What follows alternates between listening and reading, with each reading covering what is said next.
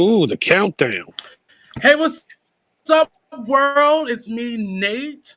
Hope we haven't been here in a minute, but we're back with a great jump off. This is the Meet the Cast edition of the You Thought I Was Him podcast. With me right now is the great Troy Burton, producer, director, and everything. You Thought I Was Him. We've been doing a lot since you last saw us. We fully casted the play, as you can clearly see. We have some great gentlemen that has joined the cast, and we will have them on as they come up. I see a couple of them have joined. Miss Tracy Jiggets is in the backstage area. Uh, so how you doing, Tori? I am doing well. I'm trying to get this camera right. Okay, there we go. I am doing well. I'm happy, blessed, just excited about everything that's happening with this project. Mm, It's just feeling extremely blessed because when you have a vision and then it starts to come together and then you start to meet mm. like-minded people. And it's just something that's really, I think that's going to be something wonderful for Baltimore City. Yes. Can we say where you are right now? I, oh yeah, well I'm right now. Well, I'm on location for a video shoot. I am directing recording artist Mesa's new video for her new record, "Music for Your Soul," a song called Mm, "Whatever." It's a nice little bop, and we started shooting today, and we shot two locations, and we finished the last performance scene before it started to rain, and now we're mm. at a location where we're going to shoot some inside scenes in the kitchen and things like that. So I'm going to stay on here as long as I can, and then I'm going to get back to directing a music video So because he can that's what I do. produce. Because we got to get some producer dollars going Like for this I got. project. I gotta pay for this show, so I gotta do my other gigs so I make sure I can Hmm. pay for my vision. So And without saying it, there's gonna be a little Mesa connection with the You Thought I Was Him project. But I'm just gonna tease it. I ain't gonna say okay, nothing.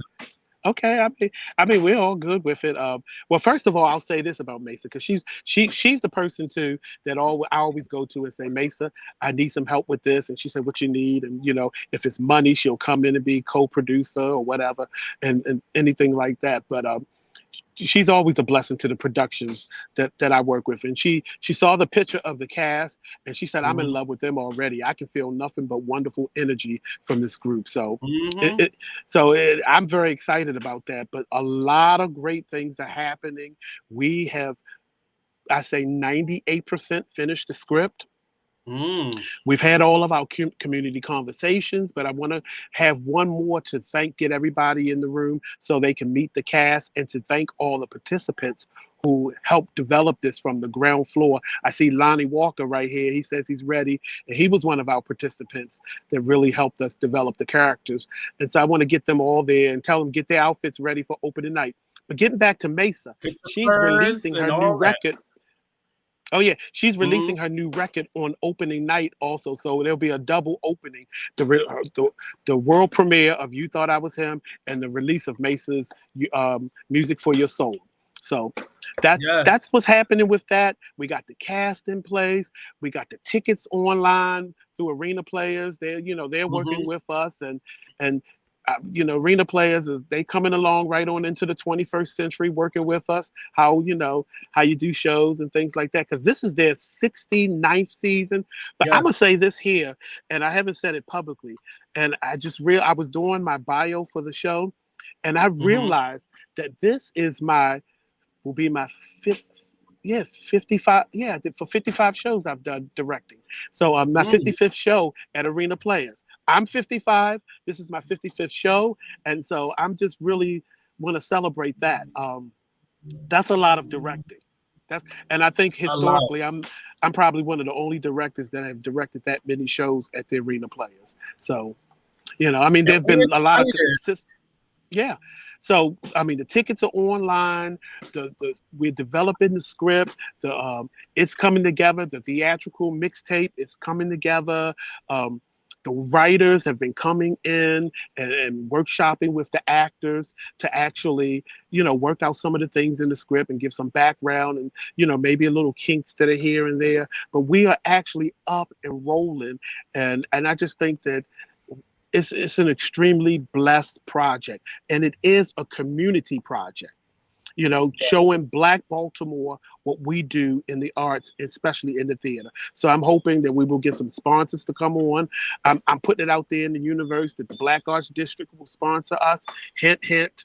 And even some independent sponsors, who might want to look for something. If you know of someone, send them our way. We're looking for people to help us, promote this thing and get it up, because it's very important that we tell this story. Local businesses, come on out. You could sponsor a night of the show. You could sponsor every aspect of the show. And if you email us at you thought I was him at gmail.com, and that's you, not Hmm. YOU, but letter U, thought I was him at gmail.com. We'll definitely get you out a press packet and some information on how you can sponsor. I just posted the ticket link in the comment section, so click on it, share it, get your ticket now because they gonna sell out. Because Lonnie will tell all his friends and all his friends' friends, and he gonna get them tickets sold.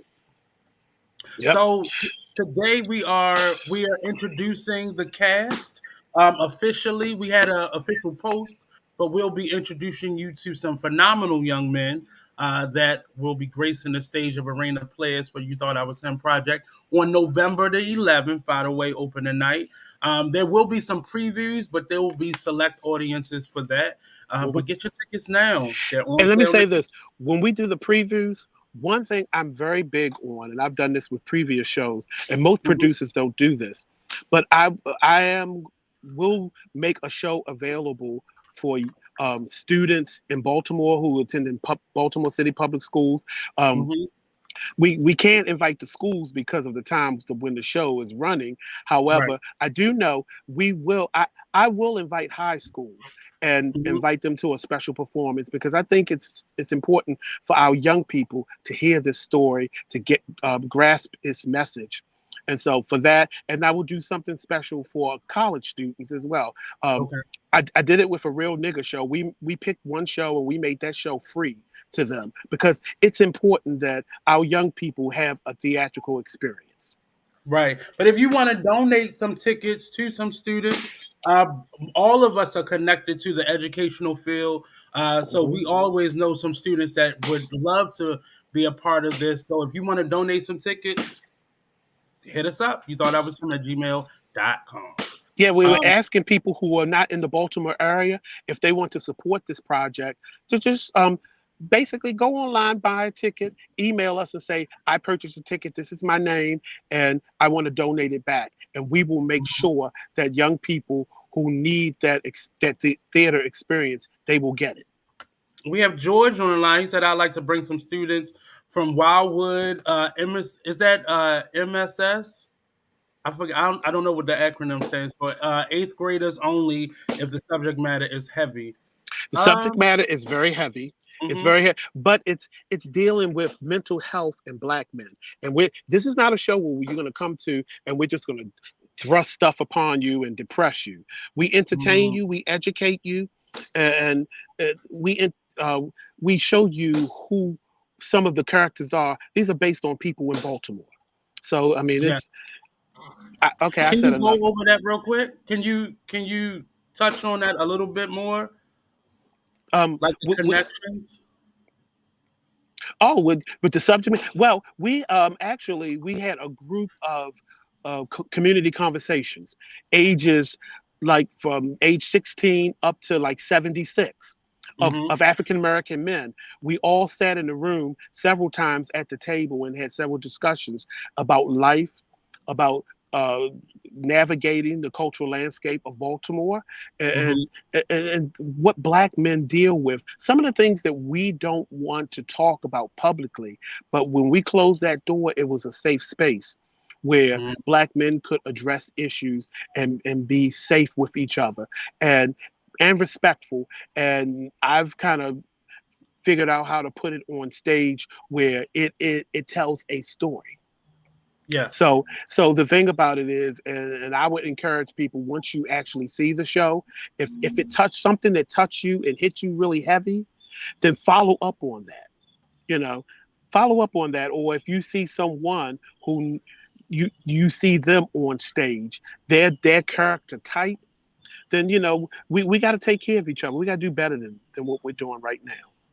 And continue to, as you said, continue the conversations, especially Hmm. our educators, and not just for the sake of promoting the show, uh, but spreading the messages. Often, especially with theater, people go see a play, they talk about it a little bit, and that's where it ends. But with a piece like this, the conversation has to keep going because you're going to see yourself, you're going to Hmm. see one of your cousins, your brothers, somebody mentioned in this play, either directly or indirectly. And I've already started talking with a number of my students just about the piece itself and just getting their feedback. And I have elementary school students, so even some of the subject matter is just universal. It's not Yeah. really a specific to age or race. It's really a great message piece for Black men, and we don't have a lot of that. We have some pieces out there that try to touch on it, but they play it Hmm. really safe. And Troy is known for just jumping out there. Yeah, I mean, it's yeah, a lot of people have asked me about is in comparison to the Real Nigga Show. Is it something Mhm. that, excuse me, I'm on a podcast. Black people, black people, come on in here, baby. I thought it This was is some my niece. chickens out there. This is my Hey. niece right here. And but anyway, they love Uncle Troy. So, but anyway, um, what was I saying? No, we were talking about just the messaging and how important it is to get that to keep the conversation going. Oh yeah, it's something that we have stopped talking to each other. We have Hmm. stopped being families. We have stopped being communities, and because of that, a lot of things are not happening. And so we're having a hard time really coexisting with each other. So, I use what I have. I'm a theater person. That's my passion. That's what I can do to help, Hmm. society, and for me, doing this production has been wonderful therapy for me, you It, know. it, so what you spoke about the connection with Real Nigga Show. What sets this apart? The Real Nigga Show was extremely raw, and it was Hmm. all based on the word nigga. Hmm. Using it as something a positive word, as a negative word, as a term of endearment, yeah, and all of different ways that you could use. It was about educating people about the history of that word, about giving examples of the word and how it's used in life. Um, Hmm. like I said, positive connotation and negative connotation. With this, you thought I was him. This is more personal because the characters, they're first of all, they're characters, the same characters throughout the piece. Where in the Real Nigga Show, the actors, the wonderful actors, played many different characters. But this right here, it's a story from beginning to end. It's a story about a rites of passage for young black men. It's oops, Hmm. it's a coming to terms with life, Hmm. you know, and so it's something that it's a spinoff from a Real Nigga Show, but it's something that's totally different from a Real Nigga Show. Other than the theme that we used in the Real Nigga Show, you thought I was him, and the Hmm. story of Kevin Alexander Brown, who was one of the characters in a Real Nigga Show. This is the spinoff. This is like, like back in the day when they would have different shows, and you saw the Cosby Show, and then you saw a different world, Hmm. which was a Yeah. spinoff. Denise went to college. So Hmm. Kevin Alexander Brown went home, and then he showed you his whole life and his community and his family. So that's the connection to a Real Nigga Show. I really love the generational connection that this piece has. I Hmm. love how even literally in the play, it's sectioned off within the generations. How Hmm. important was it to display that family unit or that family structure and you creating the overall theme of this? Well, that was something that came out of the community conversations. The first community conversation we had a group of people who were actually uh, dealing with. one generation versus another generation. And I heard the groups talking, and and it was like the 30-year-olds was saying to the 50 and 60-year-olds, your generation, this and that, and it was wonderful dialogue. Mm-hmm. And then I heard the elders in the room saying, we pass the torch to you all. Then when Mm-hmm. we had another community conversation, that's when we had some teenagers in the room. Mm-hmm. And then we heard the 30-year-olds saying that, we passed the torch to you. And, Mm-hmm. and there's a generational gap there. So seeing this, I knew it was important to develop a story that addressed, generational trauma, as they say, generational curses in families, all of that, because that's something big, and especially in Baltimore. I even hear from our Mayor Brandon Scott, talking about, well, this generation and that generation. And sometimes Mm-hmm. I say, my brother, you're the mayor of all Baltimore, of every generation that's here. And Mm-hmm. uh, and that you have to lead all of that, and regardless of what generation didn't do something right, you're in that position. So um, but I hear that talk a lot, and that's something that we have to really take a look at, about, you know this generational thing. It can't keep holding us back, where we're passing the blame on trauma, where we're passing the blame on a lack of success, a lack of education, and a whole lot of things. We can't pass the buck. We got to deal with it, and we got to deal with it no matter how old you are. Or just passing. We talked a lot, and if you watch past episodes, if you go to the Facebook page for You Thought I Was Him, or the Artist Exchange YouTube page, you'll see the past episodes. We talked a lot about our community conversations, and a lot came out of that. Hmm. And my hope and my prayer is to continue with that group, and eventually, open it up more, because it was very eye opening. As we started talking about it, I didn't realize it would get that personal or that deep, because often, especially as Black men, we don't talk about stuff enough. But we But definitely created that space. But you know what, Nate? I'll say this: in Baltimore, in the Baltimore art scene, Hmm. we have a lot of artists, creatives. If you look at the visual artists, they're always creating their original pieces through their life experiences. The same Hmm. in music, but it's rare that you see in the theater that we original stories are being told that are created right here in Baltimore. We're Right. always reimagining something, remixing something, or doing something where we actually have to just start over. So it's Hmm. like we really have to invest in us telling our own stories. And it's very important, especially from the perspective of being a Black man. It is very important that our story gets told. If we look to our Black women counterparts, how powerful their foundation has become, just by Hmm. them taking ownership of their stories, of their trauma, of their pain and their journey, and then being able to showcase it in various ways. And we have that in certain ways, but our narrative has been usurped by the criminal justice system, or politics, or politicians, or and we've never been seen in our full capacity, only the bits and pieces of the toxic elements of what we have been. But Hmm. this play definitely shows you the ugly, it shows you the greatness, and everything in between, and you're going to find yourself. I've been able to find many of my male family members in this piece, and it's Hmm. great to have a piece that can encompass so much without it being messy or toxic, or just wrong. But The but wrong of but I who we. I want to point this out. It's necessary that we are working with our Baltimore writers. Um, Hmm. we are not nurturing them, and that's one of the things I even said to the arena players. I said, if I see one more production of God's Trombone, I'm just going to Hmm. float up to heaven on my own. And but we have to. Yeah, I called that out. They're going to be mad at me about that, but they know my mouth.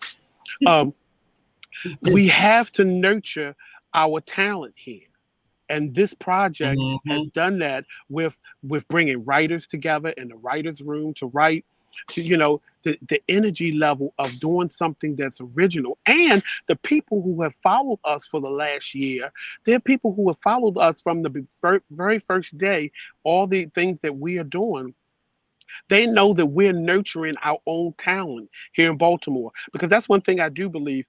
In this city, things will get better for us when we start to take a little bit more civic pride in who we are and what we do here. Mm, And one of the things is to celebrate your artists. yeah. And telling our authentic stories, not just Hmm. the narratives that make us look good, but really Hmm. sharing the bits and pieces of us that make us who we are. That's why I love the Black arts where it's going right now in cities like Baltimore. We're Hmm. really getting to the rawness and the realness of who we are, and we're taking back that power that we sold off in many cases, that was stole from us, and that people just take from us, and we're really taking that back, especially with pieces like this. So please support it. Tell a friend, tell a friend, tell a friend, Yep, because it's because we're coming. only playing for 3 weeks. That's Hmm. the thing, 3 weeks. But then I got some things that I'm working on. There might be an out of town production of You Thought I Was Him with um, one of the nonprofits that the Real Nigga Show helped to start Hmm. outside of Baltimore. Hopefully that'll happen. And you know, hey, I know I'm going to enter it in the Black Theater Festival the next time it rolls around. That as one of the feature stage productions. Hmm. So there's a lot of good things. This is not it. This is not going to be when we close on the 27th. This is It's not just going to the be it for this beginning. production. Yeah, because What this is is what we this? need. So we started talking about this last summer.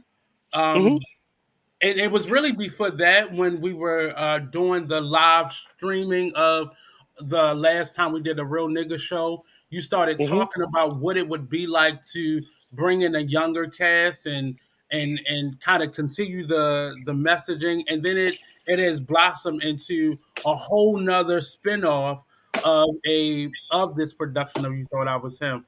But Yep. specifically, what has this year been for you? Because we really started talking about Whew. it a little bit before August.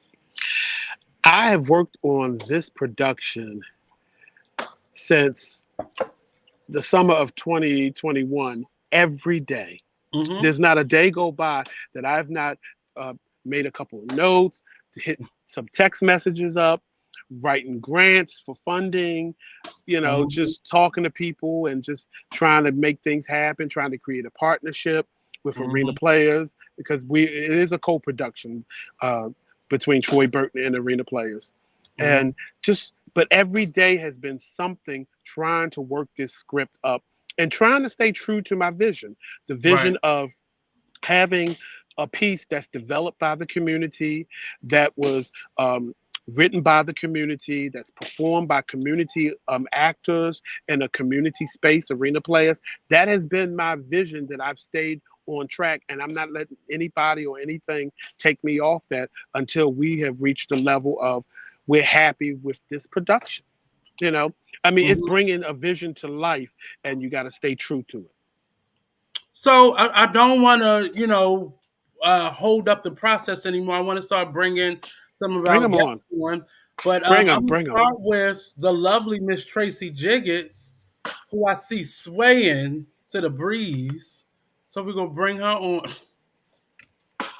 How you doing, Miss Tracy? You muted, I believe. Oh, yeah, so, 'cause I ain't want you to hear my shenanigans. Uh oh. Oh, you How you see. doing? I'm yet holding on to God's unchanging hand. Lord, we've come this far by faith. Can I turn to your neighbor, say faith? Faith. Neighbor. Ooh, yes, neighbor faith. So I am present and accounted for. I am happy to be here. Mm. And you thought I was him. It is an honor to be a part of this project. So whatever I can share of myself, I'm here for it. So that's the word on the street. All power to the people. Well, you got a fan out there, Mr. George, shouting you Oh, out. that's the one right there. Good day, kind sir. Good day. Thank you for joining us. What? So yes, we have. I love Baltimore. I love our art scene. I love our theater community. The Mm-hmm. Black theater community is beautiful, and you know, Nate, you and I have done countless shows together. Troy, Mm-hmm. we've done countless shows together. I've done countless shows with George, and you know, it's actually how we came into each other's lives, Mm-hmm. right? In This theater, theater, this life changing, that ever green room. moving thing, right? So I'm just excited and to land on You Thought I Was Him, and for it to be at Arena Players, for it to come full circle, and to be able to choreograph, to be able to write, Mm-hmm. and also to learn from the process, right? I'm Yes. learning so much just by watching and seeing what's going on. So, yes, Tracy just handed me a beautiful piece. What's the color of the hood? What is the color name of the it? hood beautiful, honey. Color of the hood. Mm. Hmm. Beautiful. It, it's gonna set it off. Watch. As a champion of people, I like to say Miss Tracy is a champion of people. If you want to jump tables, Miss Tracy will help you find a table to jump, and she's going to encourage you every time you trip and you fall I on your am. face. I'm going to But say try again. try again. Let me take a picture of you this time. But uh, beyond just being a champion of people, Tracy is a champion of black men. I have personally been on the receiving end of it, and I've watched her countless times encourage black men, some not deserving of it, but definitely bringing them. So your connection to this being the female balance to this production, what has it been like being a part of this process for another generation? Because you were a part of a real nigga show. Now you're over here with You Thought I Was Him. What has this been like for you? Well, I am going to say I am blessed, right? And Mm-hmm. I have been blessed to have amazing black men in my life. Mm. From, you know, my father, my brother. I was raised around, you know, being one of few girls raised by and having many male cousins, and, you know, growing up with them and living with them and laughing with them. Um, is very close to my heart. So it is simply an extension of me. So to have been a part of the Real Nigga Show and my introduction to the Real Nigga Show, I was speechless. And all I knew was that I had to be a part of this. Like, I want to join the team. So I hit Troy up, and from there on, it was a match made in heaven, right? We did so many great things. Mm-hmm. So, and I got to watch the great Lori Goodman do the Mhm. choreography, and I got to see the process, and the opportunity to do You Thought I Was Him from the ground is what excited me the most. So being able to share that energy, this all male cast, so I'm saying I'm used to that, right? That is something that I enjoy. So it's transforming every time. It's something new. Every time it's something like, oh my goodness, and it's all beautiful. And I appreciate theater and the arts for expression, but also the way it brings people together. So working with the gentlemen from both casts has amazing experiences, and with You Thought I Was Him, we're just getting started. So, and even some of the cast that I knew coming in, this is like a completely different dynamic to the relationship, right? So we're exploring, we're going on this journey together, Mm-hmm. all of us. So yeah, so it is great being with six gentlemen this time, five niggas, and You Thought I Was Him. Well, they Soon to niggas be too. seven. Soon to be seven. Yeah, seven niggas, and you know our crew. So yes, I love it. It is affirming, right? And Mm-hmm. you know, life is about balance. So having that other voice, having that other perspective is like seasoning. So I am the Mm. icing on said cake. I am It, the it, sugar. I, I, I, I specifically wanted you to touch on because I know you come from a family with a lot of men in it and they surround you. But where did that champion spirit come in for you? Like, because I've watched you do it. I've been a part of it. So where did that part of you come from I to was start? I'm gonna have to say that it has to be in me Mm-hmm. because for as long as I can remember, and I am, you definitely say men, but I feel like a champion of people. Mm-hmm. And I always stand and hold place for women and especially black women. Mm-hmm. But I've always been, it's something in me that, I remember being at Bible camp and somebody messing with my cousin and we gonna have to fight because you can't do that. Mm-hmm. Um, and sometimes find a courage, which is crazy that I can't even find for myself, right? Mm. That's a message right there. That's a But message. something, yeah, stick with me, stay with me, people. Mm. But something inside, yeah, it is in me to stand in the gap. It Mm. is in me to reach forward while arching back, right? Saying Kofa, Mm. give thanks. And this project is right in line with that. So to find things when they say your passion, your purpose, to find that. So I don't know where it comes from. It is something that I always remember, Right. right? And I rock with it, and it's scary sometimes. But yeah, I will stand. I'm quick to draw on that, and I'm working on that too because that's not always a good thing. The And balance. like I said, channeling it, that same protective energy to myself. Mm-hmm. And oh no, you're not going to do this to Tracy, right? And being a voice to show others how to do that Yeah.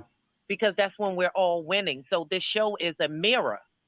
The theater, the arts are a mirror. So here we are. This is society. These are our shining, beautiful black men. Mm. And yeah. So what side are you on? Pick a side. Pick a side. Pick a side. And good So, God Almighty, Reverend Pearlie, I'm on the Lord's side. I'm or, sorry, or, the Lord. so I'm gonna keep the trend. You want to say something, Troy? Oh no, no, I'm just trying to get my light right because I'm outside. I saw you doing You some got to light get his around it. angles Yes, together. get your angle. But But let's yeah, keep the trend. Go ahead, Tracy. no, that's it. Cut. So let's keep the train moving. Oh, it's a train. So this next gentleman, I'm gonna let Troy introduce him, but I first saw him, uh, very funny young man.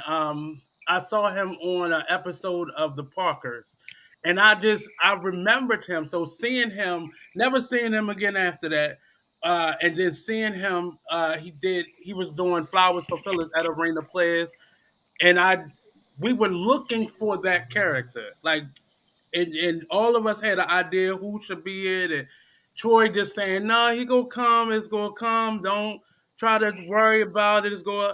And he just sashayed down the hallway of Arena Players, and in my mind, I didn't couldn't see anybody else from that point on. So I'm going to bring on Mr. E.W. Satterfield as Troy introduces him. Well, you just did. But you know him personally. I don't know him personally. Yeah. Well, let me say this, Mr. E.W. Satterfield. Um, we sang on the Morgan State University Choir under the illustrious Dr. Nathan Carter, who was our choir director. And we learned so much from him. And I just remember one day, and I told this story, and I don't know if he remembers this. Um, we were sitting in the choir room, and Dr. Carter always had this thing about, he would try everybody out for the solos and things like that. And he went down the Mhm. row, everybody sing. And next thing I know, when he pointed at Eddie, Eddie just stood up and sang the solo, and his voice soared. And he looked at Dr. Carter and said, "Now take that." He gave that vibe, like, and I said, "This is someone I have to know." Mhm. Because, you know, people who have that type of confidence in what they do, they're the people you want to be around. So, I mean, being around him during that period, and then we had a lot of the same friends at Morgan State, and then Mhm. we we did a show in the mid '90s um, called The Gospel at Colonus, and Mhm. he was a part of that. He played singer Oedipus, and that was a whole stretch for him, getting on stage acting and like in Greek theater, which had a gospel tone to it. So he's always been a great guy to work with. You Mm-hmm. know, he he takes his art serious, but at the same time he has fun with it. And so when he walked past the auditions and said, "I'll be back," and I said, "Okay, that's the character right there." Mm-hmm. Just the way he said that one line, and he came back and he auditioned, and I said, "There's no need to see anybody else. Mm-hmm. That's that's our character, Uncle Brother." And so that's who E.W. Satterfield is. He is actually a two-time winner at the Apollo, Mm-hmm. and uh, he's like you said, he's been on the Parkers, and he's done a lot of other things as far as singing, and he's a classical singer as well as he can give you a good gospel tune. He can give you a spiritual and make you weep. So I mean, he's an all around artist, and I'm just honored to work with him after so many years of we working for the first time in 96 90 yeah 96, and then coming back around to work with each other again. So take it away, You the just missed great an one. awesome welcome. And Hey, so everybody. everything wonderful Satterfield. That's it. That's it. That's it. How you guys doing this evening? We're great. We're great. How are you? Man, I cannot complain. All I can say is nobody but Jesus. Come on I'm now. so excited about Thank you, being in church. this Thank play. you. I am just, I mean, you know what? Uncle Brother is me right now. I think he's been Mm. me for all my life, pretty much. And I mean, I think it's this. I am so excited. I can't say enough about how excited I am about this play. In fact, I'm sitting in my office working on the script right now, Get trying to them lines. Get memorize them these lines. lines, baby. Yes, indeed, because this old brain don't always pick up things sometimes. But we're gonna Mm. do it this time. Yes, indeedy. I have to. I'm excited. I'm grateful for Troy who took a chance on me and believing that I could be Uncle Brother and do this part, and just meeting all these wonderful actors and that is a part of the cast, the director. I mean, and the writers and Miss Tracy with her positive energy, just keeping you going. So, I mean, I just can't say enough about this play. Well, what? So, and you reading this play? What?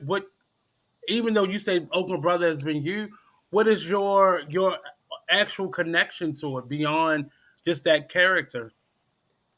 I mean, I think it's such a wonderful opportunity to tell a story about us and all Mm-hmm. facets of us. I mean, and just, about the young folk coming together because we're so disconnected now in this day and age. And this play will kind of bring that connection back, I believe, or at least bring an enlightenment to that connection. I mean, because Mm-hmm. right now it's just back when I grew up, young folk revered older people. They respected Mm-hmm. older people. They looked up to older people. And you don't Mm-hmm. see that nowadays. In fact, they have no respect or reverence for the older generation. And I think this play kind of speaks to revamping that or reigniting that or reintroducing that. And it will. And if we can get some young people to come out and see it, because I guarantee you, if they come, they'll see a lot of them in this play. And listening to the different characters and hearing them do their parts, there are so many people that I've run across out in the streets that are these people realistically. So I think anybody who comes that's of that new generation is going to see themselves in this play. That's one of the pieces of this that stood out for me. Being raised by a great grandparent, it Hmm. really I don't see that, like you said, that reverence or that Right. that ultimate respect, or we get to have an elder on this set with us, and the Mama Meekins of it all. You just Yes. saw the post that Troy did, and that reminds me to always have that respect. And it's not necessarily just from me, but just showing other people, because I think we forgot. And growing up in the city, I think we really have forgotten how important our elders are. I see people now seeing them as if they're on the same level as them, or Exactly. not necessarily that they're more important than you, but they feel like they're on the same level as these elders who have seen it all, been there, done that. Yeah. So that definitely stuck out to me as well with this piece specifically. See, I grew up in an era where dang was a bad word, shoot was a bad word, Hmm. sucking your teeth could get your teeth knocked out of your mouth. You know, so my mother had 8 kids by the time she was 22, My and none of us are lord. twins, and it's 4 boys and 4 girls, and she raised us by herself. But Hmm. she was no, not afraid to knock your teeth out your mouth, knock you down the Hmm. steps. And I knew it when I was discovering myself, if you will. I began to think that I could, kind of be grown to her, and no, it was not happening. I know one night I was coming in at 4 o'clock at 17 years old, and my mother said to me, "Where are you coming from this late in the morning?" I looked at her and said, "Out." And Mm. before I could get up the steps, my You was face was knocked planted out. on the floor. Oh yeah, most definitely. I didn't even hear her coming behind me. That's how fast she was. But I so appreciate that because it made me the Hmm. person that I am today. Right, You right. think about it, then it would probably be considered a little borderline abuse, but nah, it was just great parenting to me. Yeah, Hmm. It just gave you that sense of respect that you had. It yeah, wasn't considered abuse at that time. That was just no, how they raised it. And times have changed, but I big think time. with the change, a lot of what made us great has been, subtracted as well. And it really is. I feel it coming back with pieces like this. I can see that coming back. Yeah, Troy, speak. Troy just gave you an awesome intro, so you had to listen to the playback. But Troy, speak to why Mr. Eddie? Why him? Oh, I think Troy is frozen. there Did he you hear is. me, Troy? I'm back. So I asked you, Troy, why Mr. Eddie? Why him? Why him? Mm-hmm. Because, well, first of all, just what he told you right there, Mm-hmm. I knew that that was part of him. You could tell that he grew up in an atmosphere that understood certain things that the character would have understood as well. Mm-hmm.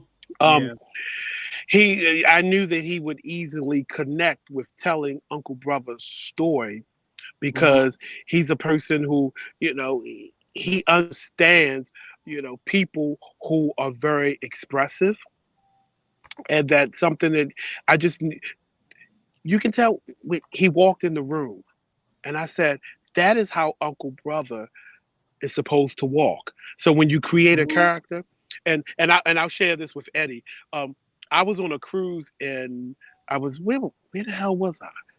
No, I wasn't. I was in the British Isles, and on the cruise I saw this guy, and I said that's how Uncle Brother dressed. And I think Nate, I sent you a picture of him. And I Mm-hmm. and when Eddie walked in the room, he was dressed just like that guy. The Wow. walk, all of the mannerism, everything. It's like, you know what? I knew that there was someone that who possessed the same energy as Mm-hmm. the character Uncle Brother that we put together in the writers' room that was out there that could play this. And Yeah. so I mean, it was an But you, easy. Troy, you missed it. Me and Tracy was standing in the dance studio, and we just Hmm. watched him walk down. And I know I was thinking it, and I can only imagine Tracy was thinking it. But I just was like, Troy is going to have to pick this person. Like, I don't. He just gonna be mad at me because I'm gonna just keep pushing because he walked down that hall like he had the part, and he was only coming to say hello. But I was And like, when this the person. there's a line that he has that he talked to Big Kevin, his nephew, Mhm. and he said, "Look, Pooter." He called him by his, his childhood nickname. And when Mhm. he said that one line right there, that was confirmation.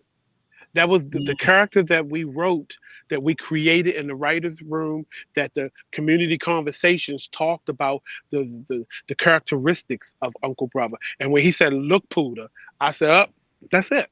So you as Mhm. a director, and as a wise director, when you get the right people.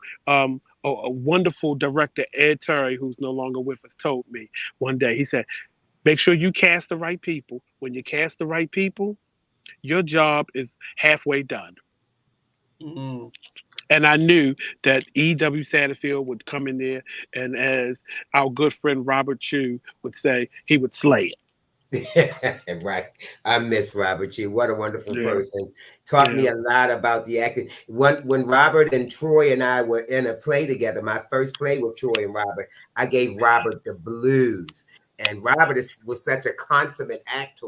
And I was just a singer, a silly old person. And when I tell you, he cussed me out from one side or the other because I could not get it right. Because I was acting so silly. He was so mad at me, but we came together and we got that play and we had a great time.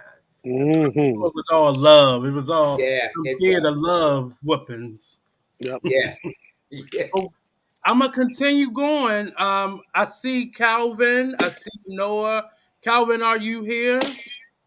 If you're here, turn on your camera. There we go. We got Mr. Calvin, the brother Calvin, joining us. How you doing, sir? What's going on, family? How's everybody? Darn. Hey, hey, Hey, hey. Can you let us know what character you are playing in this piece? Absolutely. I'm playing cousin. Mm. Oh, yes. So I think Tracy, one of the writers of this play, wrote a lot of pieces for you. Can you describe who Cousin is and the significance of that character to you, Miss Tracy? And then we're gonna get right to you, Brother Calvin. You want me to describe who cousin is? Yes, because Cousin's personal to you. Yes. Mm-hmm. Okay. So a lot of this play, as in life, we pay tribute to those Mm-hmm. who, are no longer with us, but definitely left an impact or left something with us that makes us want to continue this. We mentioned Lori Goodman earlier. We mentioned Robert Chu, right? So we Mm-hmm. are talking about, and I talked about my family earlier and my cousin, right? Troy Mm-hmm. said there is going to be a role of cousin, and it immediately hit me because my cousin Dana passed in 2019. And he was an amazing person, had an amazing impact on my life, and I Mm-hmm. definitely wanted to model that someone who is very real, and also to keep his name, his memory alive. So the character started to come to life. So he is the artist in the group, right? He is the Mm-hmm. creator, but he's Yeah. also the one in the group who forged his own path, Mm. who learned things on his own, right? And had something beautiful to present to the world. So that is definitely a tribute to Dana Anthony White as we continue to call out these names of those who are very special to us. So to Mm-hmm. have Brother Calvin step in, and I'm going to let him continue with the cousin introduction. Absolutely. So it's been amazing being a part of this production. I am beyond excited and beyond challenged. And this is my first time ever being a part of the workshopping process. Mm-hmm. I was looking at some of the videos and pictures of the production as it was being formed in the last couple of months. And then Nate tagged me in the audition. Thank you, Nate. Thank you. You're welcome. Tagged me in it. I said, "What is this?" Popped in it. Oh, I'm in there. So came to the audition, and the audition experience was fun for me. I hate auditions. Anybody that knows me, I hate auditions for the most part. But the way you guys did the audition, I didn't have time to be nervous. I didn't. Mm-hmm. Uh, it wasn't an intimidating environment at all, And so the only thing that caught me though, and here's what's interesting, and I don't know if Troy is going to touch on what he said in our meet and greet, which blew my mind. His reaction to my audition really challenged me even more. It's like, oh, Cal, you hear what he said? Like, you can't, like, the bar's up here now. Well, of course it's been there, but after what he just said, you got to bring it. So, but hmm in that audition, when Troy was speaking about I did one of the pieces. Do you remember the piece I did? What it was called? I should remember, but From Emasculate Who. It's right, it's an emasculate who? it's an So Easy when he, Jackson piece that sorry, yeah. So when he gave it to me, he literally gave it to me 2 seconds before I performed it. And so I had no time. I was like, wait. And then he was talking to me, and I have the tape. He sent me the tape, and I'm listening, remembering how he was talking me through it. In the first couple of seconds, he was like, "You can rap it, sing it, however you want to flow." And then the music started playing. I'm like, wait a minute, wait. I'm free. He don't know. I'm freaking out in my head. See, I'm a rapper. I'm an improv comedic actor. I love doing things on the spot. So I was in my element, but still, they say you stay ready so you don't have to get ready. But still, I was shook, y'all. Family, I was shook. I said, wait a minute. Because he said I could do all these things. Then the beat came. When the beat came, it actually made it a little easy. I was like, okay, all right. And I just started talking.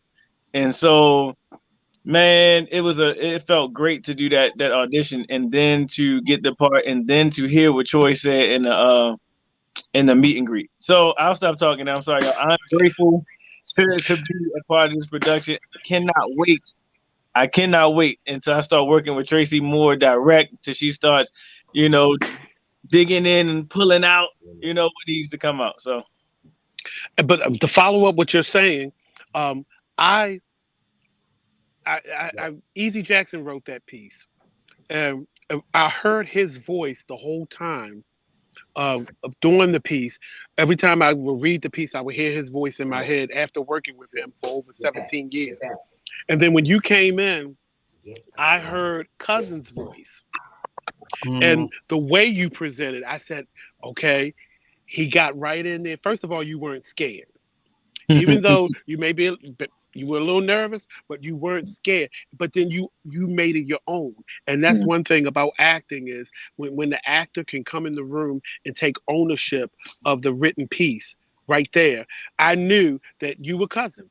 I said, that's the Cousin tone.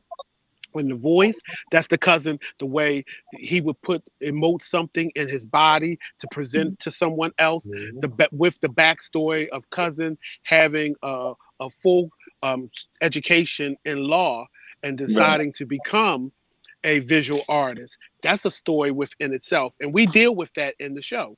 However, I said, this is the voice of someone that every audience would believe this story about this character. absolutely. Is that Eddie Satterfield? That's Eddie. I think so. Okay, come on. Hallelujah. Come on now, Eddie. So I have a question for you, Calvin. Yes. And looking at this process unfold on social media, what was your first thought, or how did we present it to you? That's the marketing piece of me trying to figure the marketing out. It was presented as something epic, but for me, I didn't know what it was. But like I said, and when we went live, I was like, you thought I was him. The name itself already got me, because I'm thinking of, I'm just thinking of the phrase itself. You thought. It sounds like you're telling somebody, well, you thought wrong about an assumption or something like that. And so to me, it speaks of something where you're about to dig into something that was assumed, and then you're about to be enlightened. So I was like, I'm with it. Let's do it. I want to follow this, see what's up. So yeah. That's what's up. So let's keep it moving. We got another gentleman in the background waiting. Mr. Noah, I should just bring him on while he's trying to prep. There you go. Look at him. What's going on, Mr. Noah? It's the people. Let me make sure. Let me turn my fan off right fast. Oh, Lord. Hi, everybody. Hi, Facebook and the world. How are you, sir? I'm doing good. I'm so sorry I was late. I had to take my sister. Nobody even knew, sir. See, as a theater actor, if they don't know, why tell them? But we're in the world of transparency, so truth is.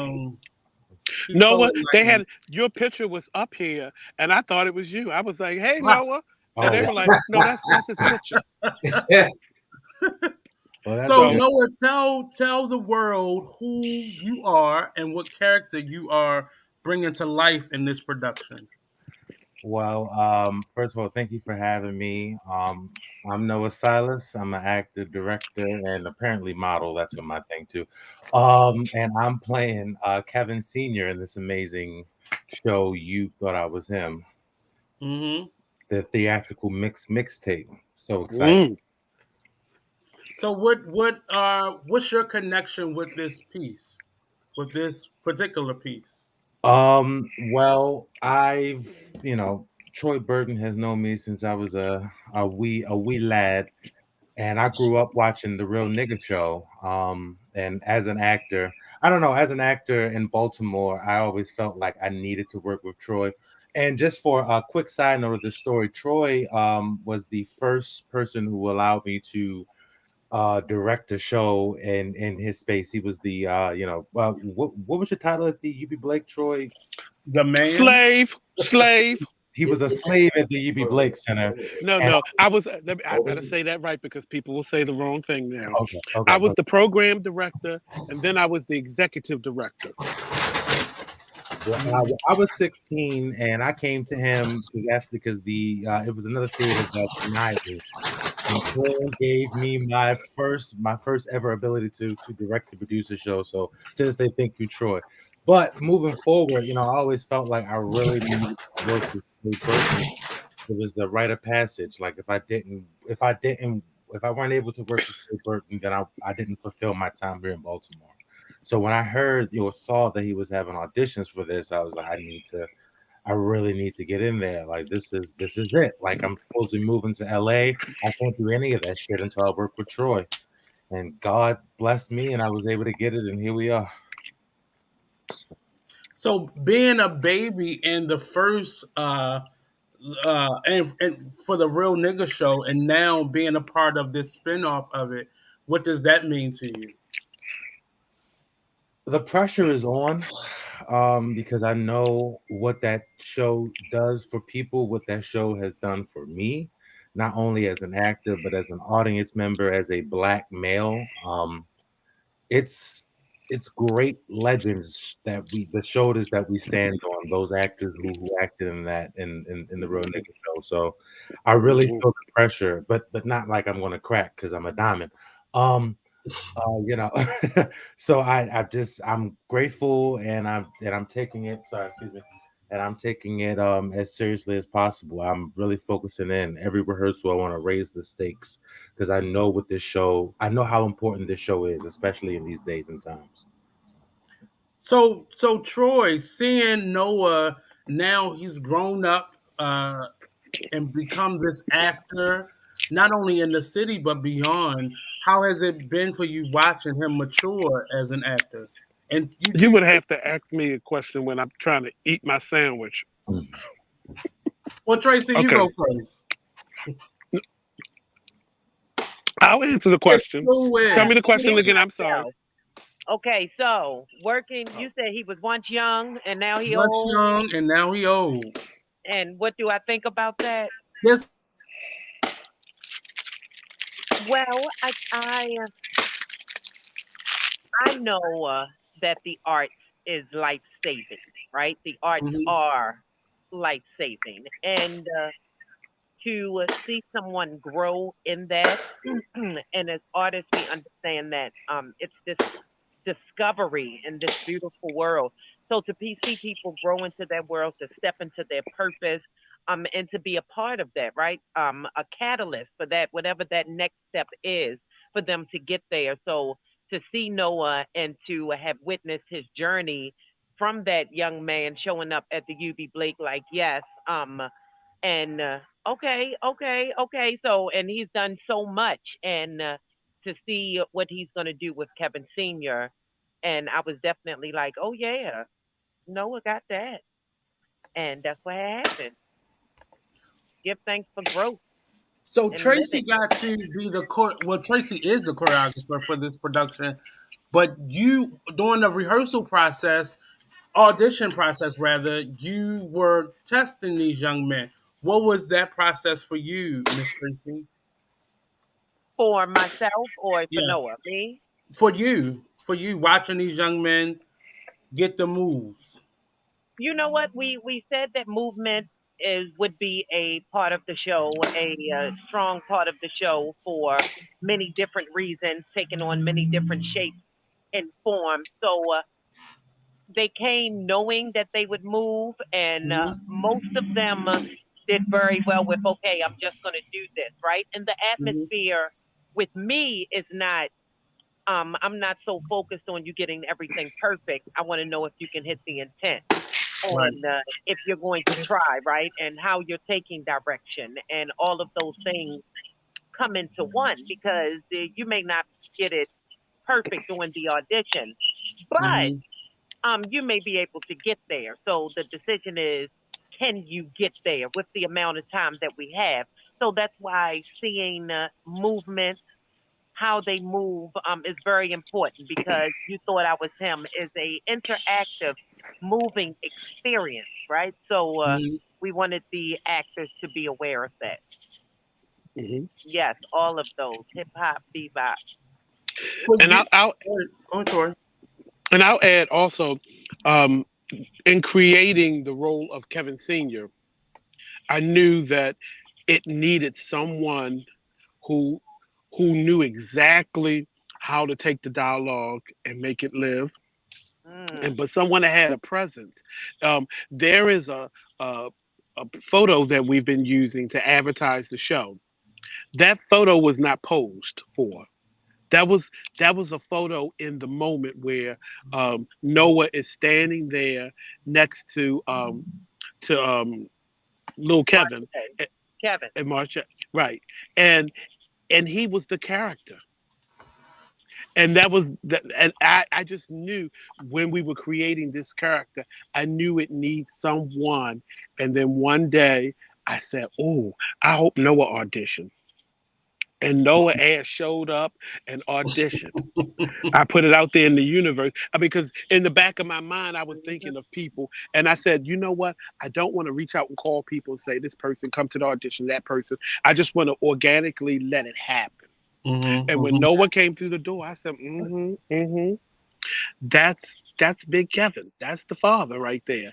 And that picture proves the point right there, because that was something just in the moment at our meet and greet. So, knowing to cast him, knowing that he was the right person for the role, I knew, that picture says the whole thing right there, because the character was right there. And the joy of it is also just knowing Noah personally. I knew that we could actually write the character and develop the character, and we still are. It is changing as we go along. Every day I'm adding new parts to the script and developing it, and I just my gut knew that he was the right person. So you we're know in what Troy has classified as the workshop phase of the production. We haven't moved to the actual rehearsal phase, but they've been reading and just exploring the script.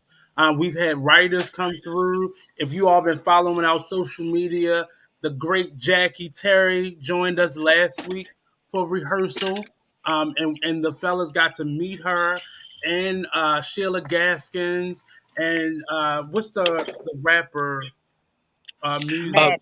Chuck Chuck Madness. Chuck Madness came through. Of course, Tracy has been there. And it was just awesome seeing them communicate with the writers, because often you don't get that experience in theaters, to actually meet the writers, and we have a team of them. So it was great watching them vibe, especially with Mama Jackie, who no longer lives here in Baltimore, but her presence has been a part of Real Nigga Show all the way up into now. You Thought I Was Him as an integral part. Um, and Go and ahead. she's rewriting some stuff and Mhm. actually writing. There's one piece in the show I'm demanding that the writers give me, and they haven't given it to me yet, all of it. And Mhm. it'll close act one, Mhm. and I know it's coming, and my gut is telling me. And I'll say this: I feel ancestors are saying, "Stay on them, Troy," because that part of the show has to be told.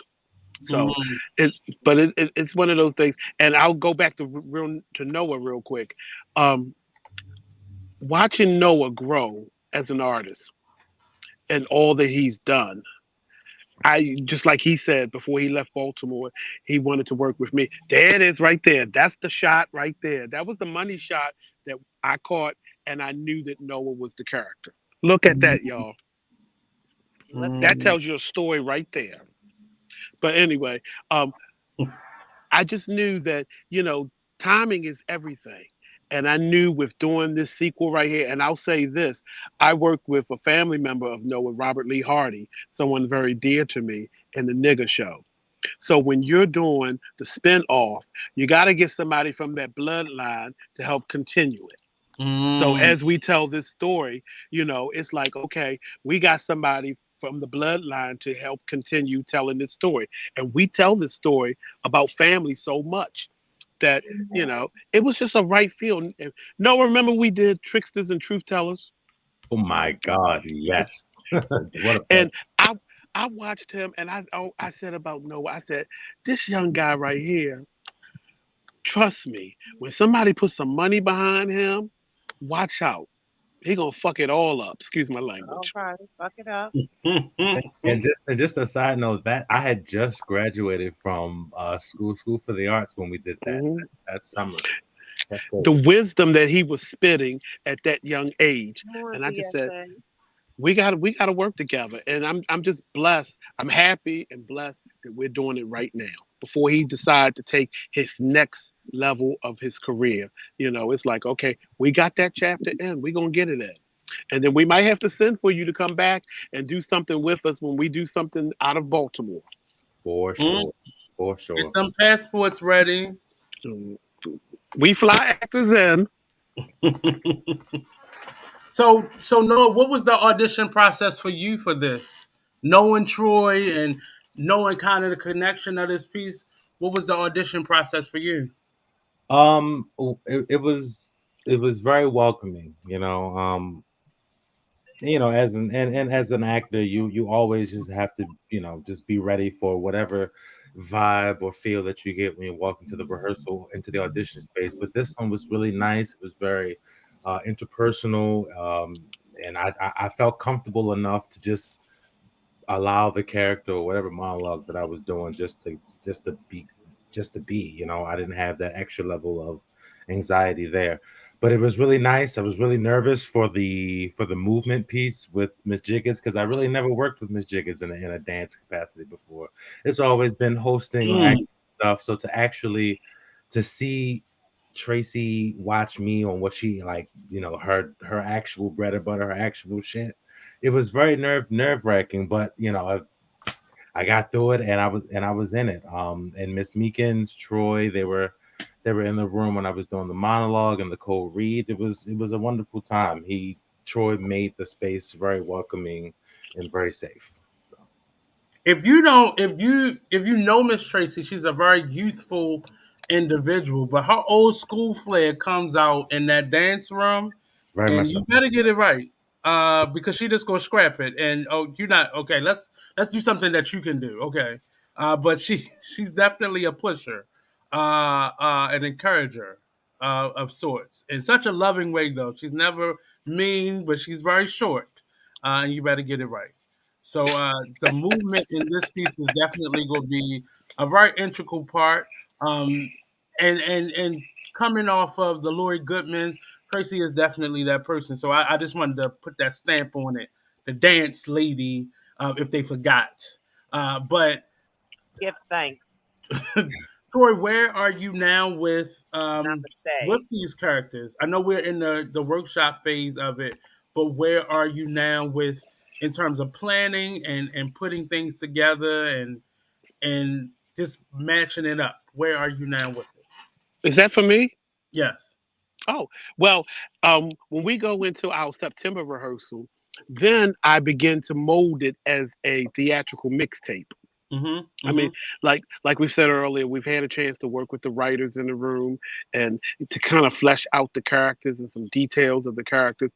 But one of the things I have curated uh, a glorious soundtrack for this production, and I Mm. have not had the opportunity to really work with the guys in terms of molding and shaping it as a theatrical mixtape.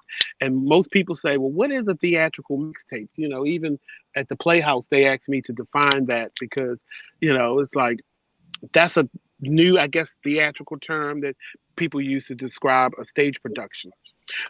You got to come to the show to really find out what it is. But Mm. I will lay that out for all of the actors in our September rehearsals.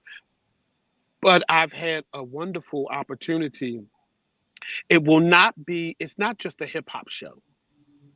You know, a lot of people think, it's a theatrical mixtape. It's going to have a lot of elements of hip hop. No, this show actually have the elements of the African American experience. So you're going to hear jazz. You're going to hear some gospel.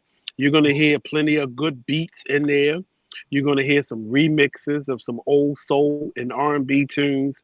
It's just going to be a, it's just going to be a wonderful mix of the African American experience in music, you know, fleshed in with these stories of the characters. You Mm. know, when you come up with your own term of theatrical mixtape, there are no rules. I don't have to follow the European teachings of what theater is. Okay. We make our own rules, and at the same time, you'll get a history lesson, but at the same time, you'll feel. The other night, I, I I was on the road and I sat in my hotel room and I read um, Big Kevin's monologue because one thing that's a common thread throughout the You Thought I Was Him. Each character has experienced some sort of police brutality Mm-hmm. um, or police harassment, and I just realized in the script that Big Kevin tells his story in one way, and then the very next scene, his son Kevin Jr.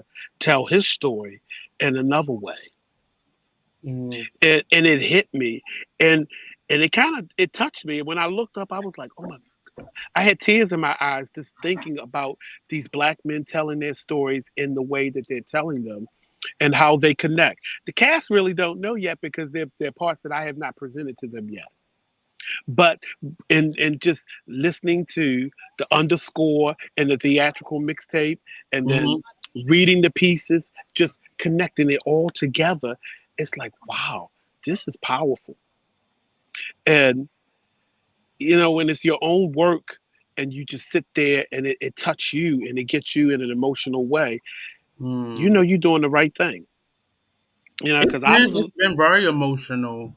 Just just being able to dedicate this much time and creativity to the male's perspective of life and mhm, point of view.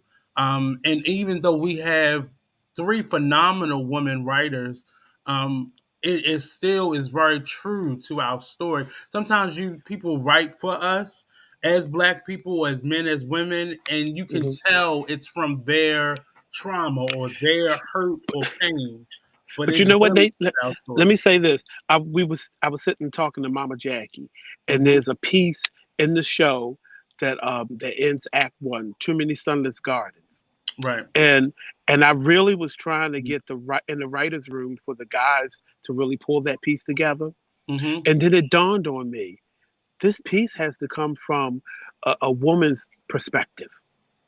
The, Mm. the nurturers who nurture these men, who carried these men, you know, that has to all of these characters coming from their mamas have to be in this show. Yes. And so and that's one of the reasons why, and Mama Jackie said to me, she said, Troy, don't look for the men to write this piece. This is a piece where the nurturers are gonna it's gonna come from us, and it's gonna come from us through us to the actors to tell that story. And so Mm. I sat back and I said, okay, I'm gonna wait patiently. And these ladies are starting to weave this story, you Mm. know, because it's the story that the mamas and the grandmamas would tell about their nana's boys, you Mm. know, and, I ain't and heard that in a long time. yeah, and their godsons and all of that, you know, and so it's important that it's like that.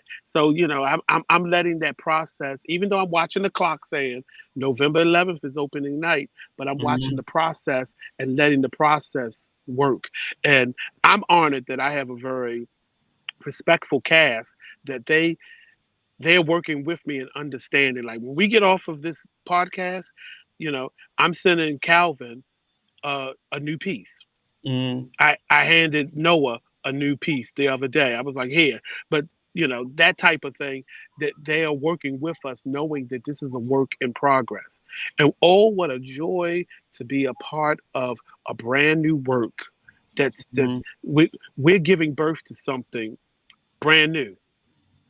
I liked how Calvin explained it, you know, having all this anxiousness, but you saw him as not scared, maybe a little nervous or hesitant, Mhm. but you still follow through with it and you still put that foot forward Oh, and there you you go. allow yourself to get done what needs to get done. And it's been amazing. I wasn't at the beginning process of a real nigga show, so being at the beginning process of this has been amazing to watch it unfold because we have met and ate and met and drank a little wine and met and talked and talked and talked. But now to see the beginnings of what the end result will be is this amazing process.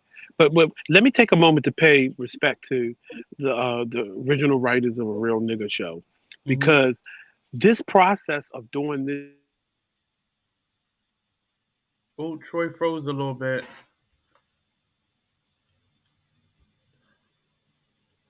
Fix it, Jesus. So, for you guys still here? Are you back? okay, I'm back. You know, Okay. I'm somewhere else, but let me finish my thought. Um, The atmosphere shifted. It just okay, shifted for a second. when when we developed the real nigga show as a Mhm. mentor to that group, I didn't understand the process Mm. fully of what I needed to do to take to help them develop that show. Right. But I followed my gut. And because this is 17 years later, I knew that I had a fully proven plan of helping that group develop that show. Mm-hmm. And so I was able to take from that experience and bring it over to this experience to say, hey, this is how we're going to develop this project. Yeah. The only difference from the real nigga show to this you thought I was him project is that I made it more inclusive of the community. Move over to your right a little bit, Troy. The other way. There you go. So, okay, let me move. If I fall out the chair, So, don't laugh. Um, so so I wanted to before you go any further pinpoint that community involvement throughout this whole process. It is the focus has always been community, from the conversations to the marketing to sourcing the actors and the writers. It's always been about Troy's mission has always been including the community and showing. Now we're showing that process, unlike we haven't seen this before. yeah, In terms of disconnecting everybody and not just asking for ticket sales or showing you the work once we are on stage, but you've been able to see the whole process, and it's always been community based. well, I Why is might get that? in trouble. I might Mhm. get in trouble for saying this. Um, However, I felt like a lot of our community organizations, they Mm, were not developing the artists. yes. They had their mission statements, and a lot of them are saying, "Okay, come here, do this, do that." However, are you developing the artist as a whole? You know, and Mm, are you giving the artist an opportunity who would like to write? right. You know, an opportunity. And I'll say this: Sheila Gaskins, one of our writers, when she actually wrote a poem called Hoodie that she shared with me, and Mm, she's never considered herself a writer. She told me that. And I said, well, Sheila, you wrote a wonderful piece. And it actually gave birth to Kevin Alexander Brown. And he mm, talked about his friend Corey, and he talked about his father and his mother. Um, and and I said, that's an idea for a whole production. Here is someone who never saw themselves as a playwright, but she wrote a whole thing here of the characters, and she's been writing, and I'm like, okay, why haven't some of our community organizations who Mhm. have a mission statement for artists, why haven't they tapped into that? Our universities, our theaters, our art organizations, our educational spaces, If I see one they more have college a, production of, of the August Wilson piece, and I love August Wilson, but I'm mhm, like, look, y'all, do you have writers? You got to nurture your writers in your community theaters, in right. your college theaters. You got to nurture the writers, the people who have ideas and want to put them on paper. He was And nurtured. He was nurtured. His pieces were able to be workshopped hmm hmm and nurtured really hmm throughout his process. And I don't understand these cycles that we go through where we people are normally obscure in their beginnings, and then we baptize them as the coming savior, the next savior, and then we ignore all the people that are also that person, could also be in that place, as if it's only room for one person. And we yeah, all on this page lovers of August Wilson, but I know that there's an August Wilson right here in the city, a bunch of them. and they should have an opportunity to write something and have an outlet to present it. And Yes. that's all I'm saying with this project right here. This Hmm. project, I mean, I plan on listing everybody who was involved in this project, from the Hmm. community conversations to the podcast to the writers' room Hmm. to the actors to the photographer who took our pictures. I mean, right down to everybody who have been involved with this project. It's been nothing but a wonderful experience of community. And now it's more so about the actors and the Hmm. director getting together to say, okay, let's mix this cake together and let's put this cake in the oven and put the frosting on it and make it happen. And Now I that's where want we cake. are. Now I want And cake. it's also it's looking at the individual actors who are in the production and what are Hmm. their talents. Like, there was no vocal music in this show originally, Hmm. and then Eddie Satterfield walked in, and I said, "There's gonna have to be some singing in this show." And this, And and FYI, that little ditty you did at the beginning, please don't think that that's all you gonna do in this moment. So yeah, and then though get them pipes warmed up, sir. in his audition, I put on in the auditions I was very improvisational. And Hmm. I put on something, and Eddie did there's the piece in the show, Our Fathers Have Failed Us, and it's more like a jazz blues. And I put on a piece, and I had Eddie scat at Mm. that time, and he just did the thing. And I said, okay, Uncle Brother's gonna sing. And then at that time, I didn't know that Calvin was a singer. Mm. So when he was cast, and then I got to know him, I do my research on people, and then I found out. I said, okay, he got some recordings, he's got some singing.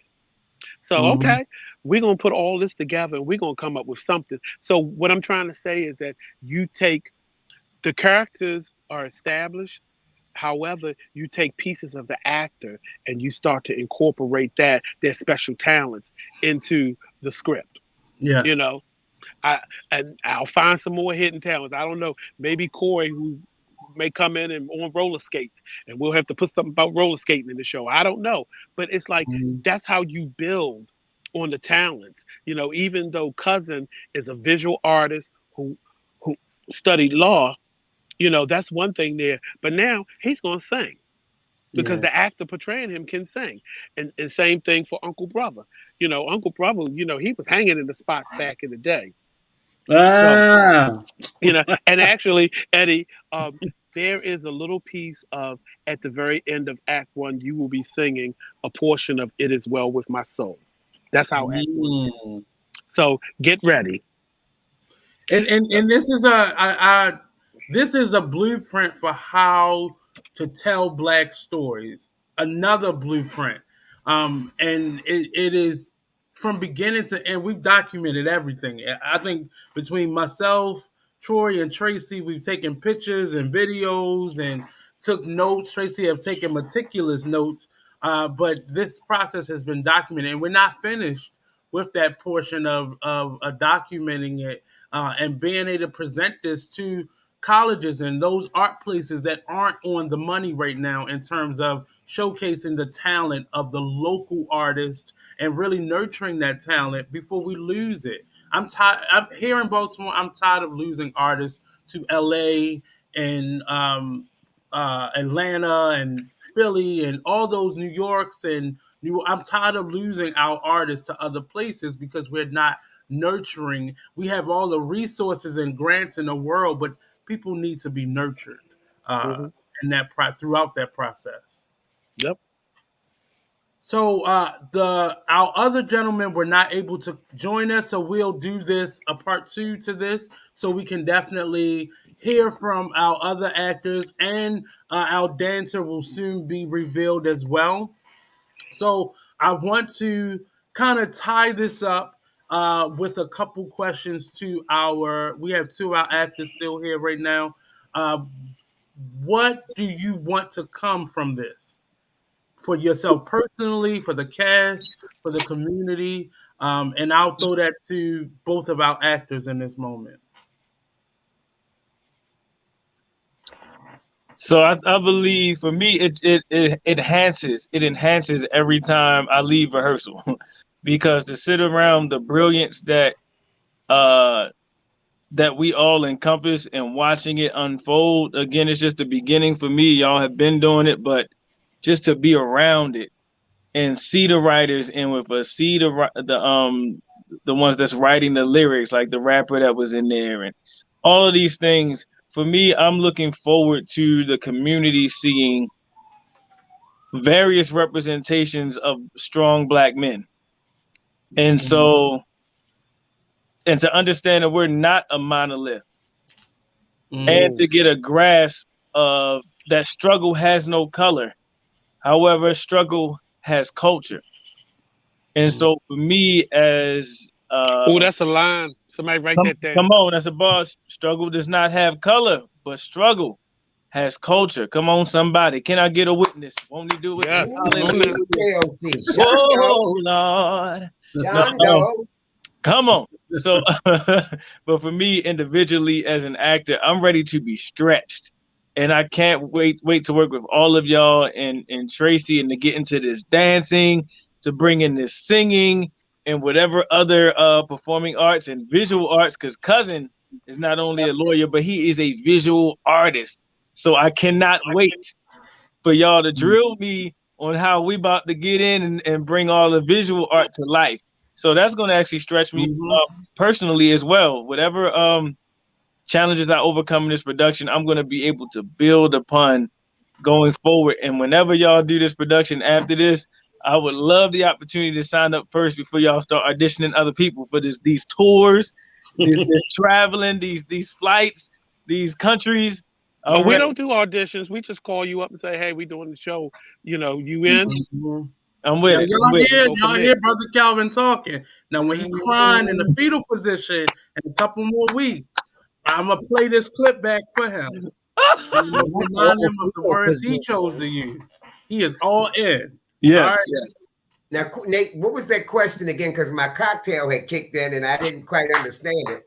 What did you want to get out of this production, either personally, professionally, for the community, for the rest of the cast? You can attack it from any perspective, all perspectives. What do you want to get out of it?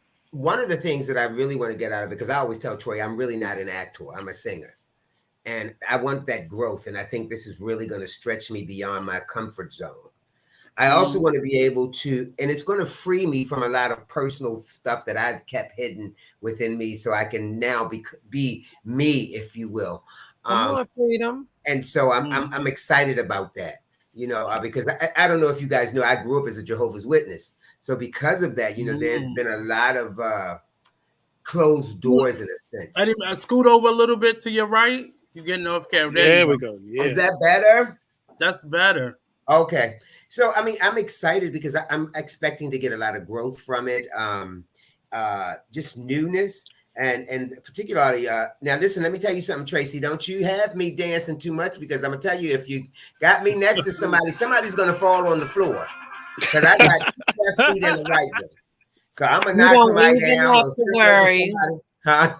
I'm gonna get you all the way together. Don't you worry. That's what's up. Get me together. Okay, and Mhm. rapping. That's going to be really. I'm really excited about that. Hey, Yes, because I ain't never rapped before in my life, except for when I was out there rapping too. Well, never mind. That's a Oh, different story. But my. that's a different story. But yeah, I'm excited. You know, I'm excited about growing with the people that are in the cast and reinventing friendships and getting to know people better and building relationships after this is done with. And yeah, mhm. you know, when it goes out on the road, and it will, I'm right there. I'm packing my Uh-oh. shit. In fact, I got my suitcase right here. I'm just ready to put the stuff in it. You're trying to Come decide on, what kind of PK. shoes you gonna wear. You see them shoes in the bag? The shoe game. Okay. Uh, I'm about to. Oh, I see them brown ones on the end. That's what's up. Come on. Hey, listen, Nate, I saw a duster you had in the fashion show. I think Oka Brother needs to wear that in one of Oh, the scenes. Oh, Yes. Yes, I like that little duster. Oka Brother would love to have that duster. I think Troy gonna fight you for it. Troy Yeah, gonna definitely fight you for it. okay, that was a fabulous test. But yeah, that's what I'm excited about. Mhm. Meeting everybody and just being a part of something great. That's it. As the part of the production, Tracy, and choreographer and writer, what do you expect to get out of this piece, personally, professionally, community? You know, that is a great question. You're a great person. You deserve a great question. Because, well, Yes. no, I received that, but don't act like you ain't asked everybody else the same thing. But to bring it back, because I am special. Um, what had Damn. happened was I don't really sit, and it's interesting, and think about what I'm going to get out of it. But I know I want to be a catalyst for healing. I Mm, know I want to show love. I mhm, know I want to see the voiceless have a voice. mm, So, all of those things, and I want to create something that is moving and impactful and to be a part of that. So, I want to see it. What I hope to get out of that is for it to continue to grow and to be a standard in theater, in arts, and social emotional learning. Like all of those things come from this production, right? So I just want to see those things and to see it reach its highest potential, to see the mm. artists grow, right? Not just as artists but as people. We want to come through this transformed, right? We don't want to be the same as when we started. So as we take all of this information in, because a line from a real nigga show that has always stuck out to my life is a mind once stretched by a new idea never returns to its original dimensions. So Mhm. everything that we are introducing will continue. It's a seed and it will continue to grow. So it makes a difference that I believe in the work. It makes a difference that we all believe in the work, because as it takes new shapes and forms, the foundation is love. Have mercy. come on, come on. Yeah. Now before Troy goes, I'm Oh gonna wait. say a couple sentences. Okay, Um, you can do this is that. the first week of school here in Baltimore City. We are being Well, at the school, and seeing some of the trauma that is on these. I'm in elementary school. Seeing some of the trauma that is on the faces of these young men and young boys is puzzling to me. It's scary to me because they're coming into a world where they have no power at this point other than their voice and their presence. And things are happening around them and to them out of their control. And my hope for this production is really that those young ears hear this, see themselves, and see the possibility. I'm always a person that I'm tired of seeing what we've been, but I also know that we have to show what we've been and also give them a balance of what we could be, the options of a future of life.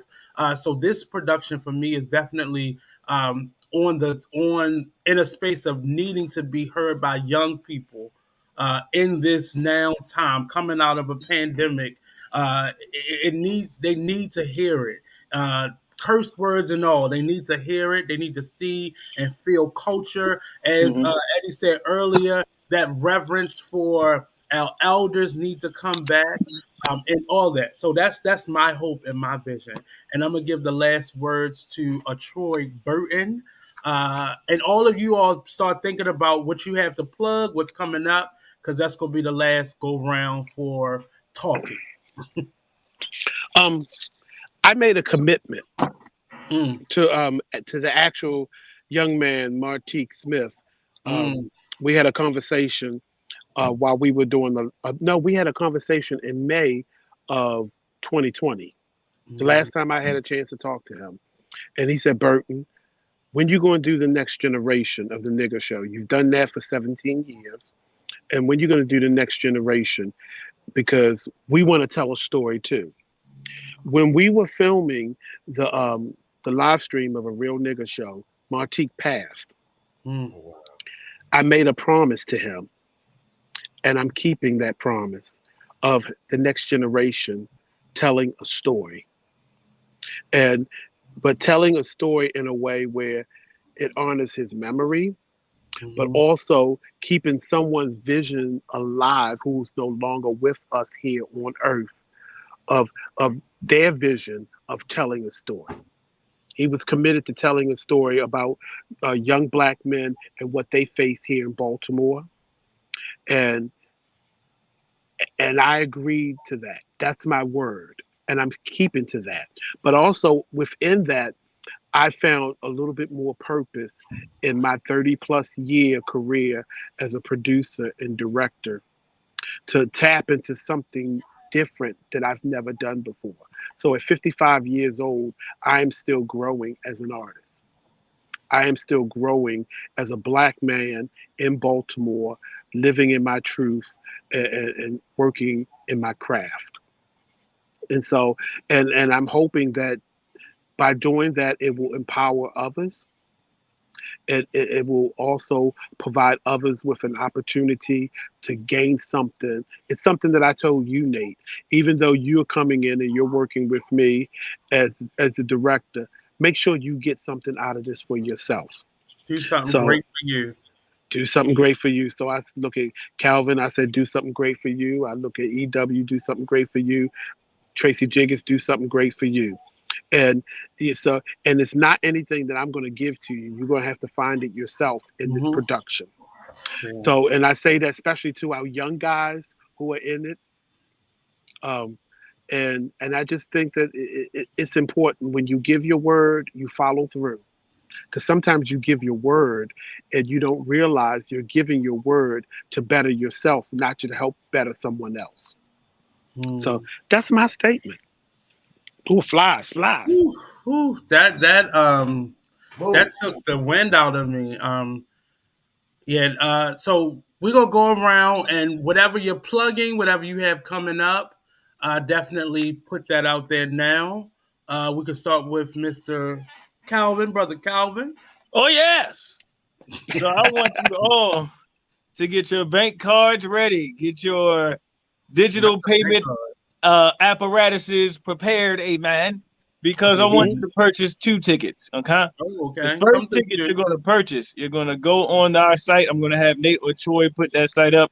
You're going to get, we opened the advanced tickets for You Thought I Was Him. They are up now. You can see the calendar.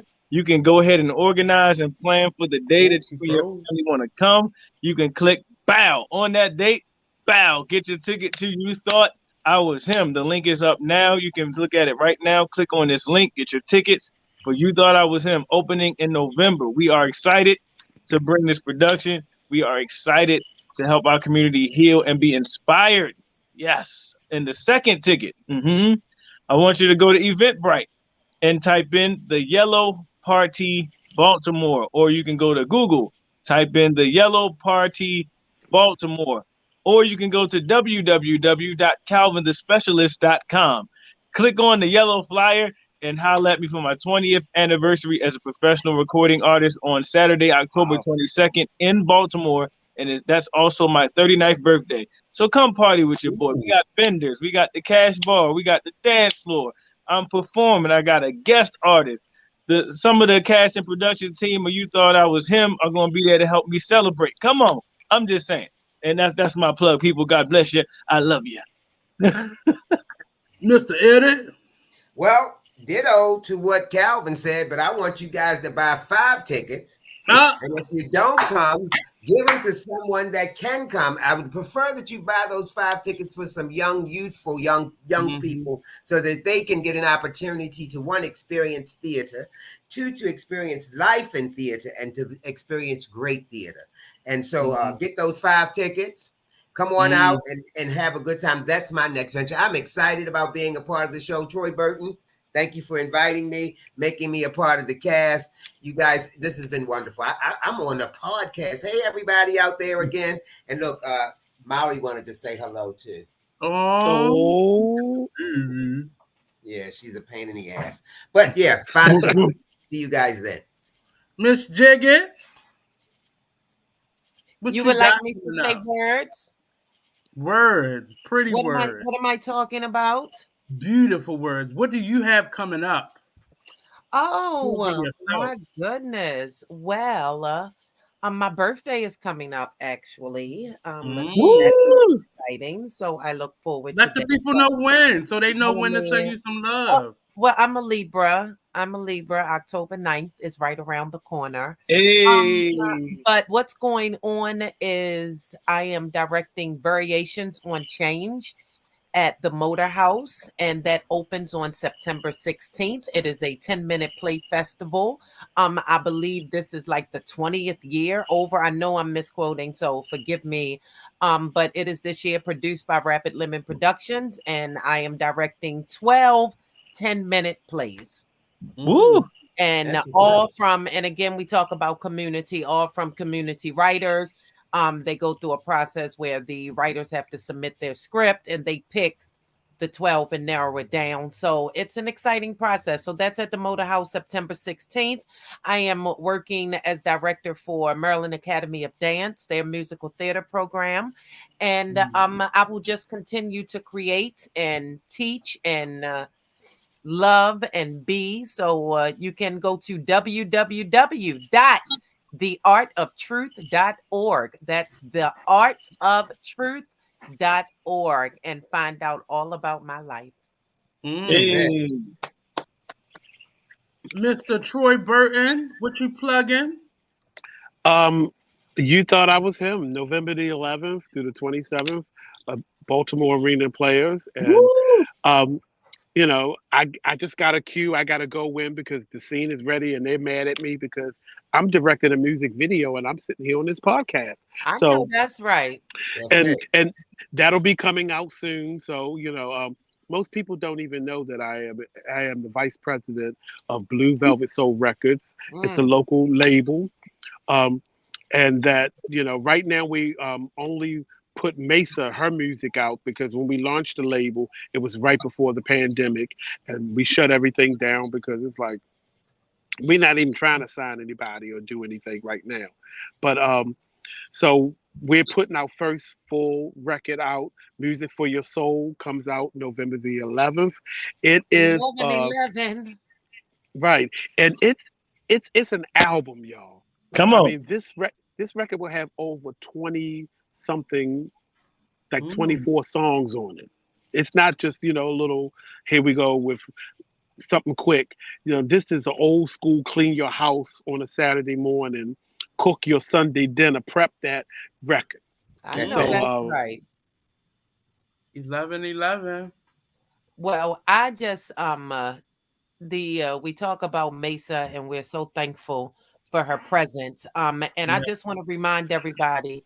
Oh, you back, Troy? Okay, I'm back, but I'm gonna have to get off of here because I gotta go in and finish directing. We love you so much. We love you, but I want to say it's important to come out for live theater, because a lot of things right now, we are a slave to this. I've just been watching Social Dilemma on Netflix. I'm ready to throw my phone out the window. It is something to catch it on stream, but there is nothing like the live experience, especially when it comes to theater. and to be immersed in theater. So it's bigger than it is coming out and seeing and being touched and being there and seeing it with your own eyes. You thought I was him. With this show, you're gonna laugh, you're gonna cry, you're gonna want to get up and dance a little bit. There's so much that I can't wait to get into those September rehearsals with the cast.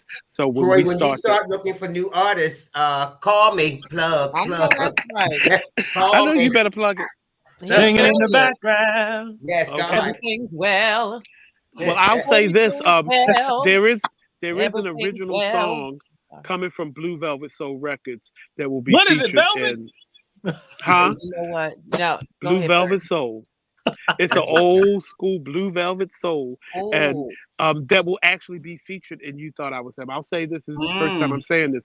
Mesa wrote a song for us that will be featured in the show, and we got to work it out and all of that stuff.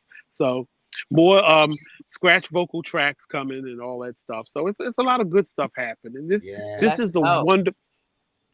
If coming togetherness was a word, that would be a word to describe what You Thought I Was Him is about. Yes. Togetherness. Coming togetherness. I want to thank everybody for joining us. I want to thank some of the sponsors of this. If Come you on, want sponsors. to definitely hit us up. And don't forget to like and subscribe to our YouTube, our Facebook page, and our Instagram page, because all the updates will come out on that. You can catch me every Friday at the Artist Exchange Radio Show, only on BigExposedRadio.com. And of course, come on out to the studio, 4709 Harford Road. Come get something for yourself and treat well. And thank you to all you all. We'll be doing something part 2 with the rest of the cast. And then we'll be following up with some other social media marketing. So look out for it. Get your tickets. Peace out, people. All right, now. Have a good night, everyone. Love Thank you, guys. everybody. Love you all. Love you guys. Thank you.